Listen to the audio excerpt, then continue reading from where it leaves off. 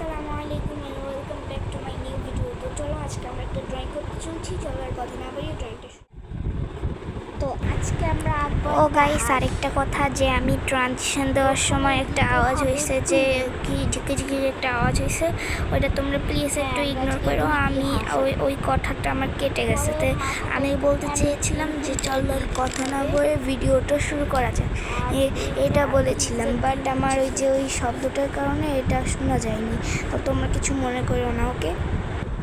এবার এখানে একটা ছোট দাগ দিব, বেশি না, বড় না বেশি। পরে এটা এমনি দিব, পরে এই দাগটা আর একটু বড় করে এমনি দিতে থাকবো। এবার হাঁস তো পানিতে থাকে, তাই হাঁসের এই ঢেউগুলো দিয়ে দিব। হাঁসের বাকি অংশগুলো আমরা দিব না, আমরা শুধু একটুকু দিব, আর বাকি অংশগুলো আমরা ঢেউ দিয়ে দিব। এবার হাঁসের ঠোঁটে আসি। হাঁসের ঠোঁটটা এভাবে আঁকতে হবে, গোল। এ হচ্ছে হাঁসের চোখ। এবার হাঁসের এখান থেকে একটা হাত বের করবো আমরা। এই অংশটুকু মুছে দিব। আমি একটু বেশি গাঢ় করে ধরেছি, তোমরা একটু হালকা করে ধরো।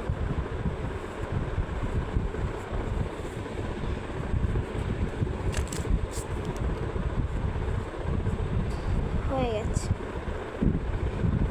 এবার এখান দিয়ে আরেকটা হাত বের করব।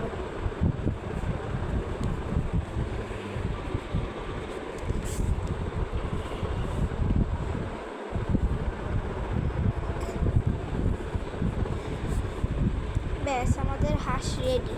এখন চলো কালারে যাই। তো প্রথমেই লাগবে আমাদের ইয়েলো কালার।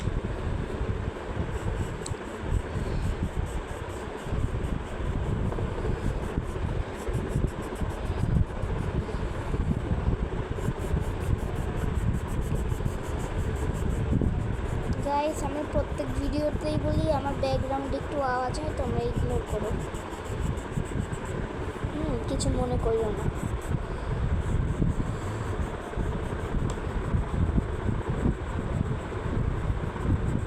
ইয়েলো কালার দিলে না ব্ল্যাক কালার বা পেন্সিলের এই দাগগুলো কেমন জানি ছড়িয়ে যায়, বুঝতে পেরেছো? তাই তোমরা একটু পেন্সিলের দাগগুলো এড়িয়ে সুন্দর করে দিবে।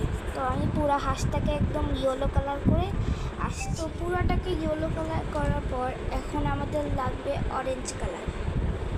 অরেঞ্জ কালার যেটা আমরা হাঁসের ঠোঁটটা কালার করব।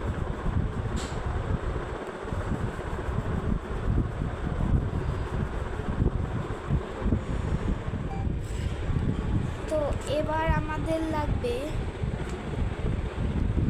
Dark blue and sky blue.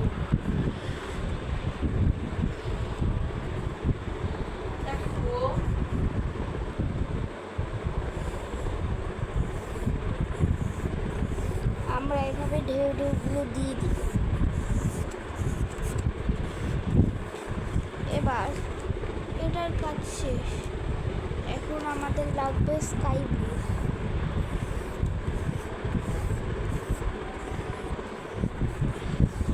একটু সুন্দর লাগার জন্য আমরা পার্পল কালারটা দিয়ে দিব।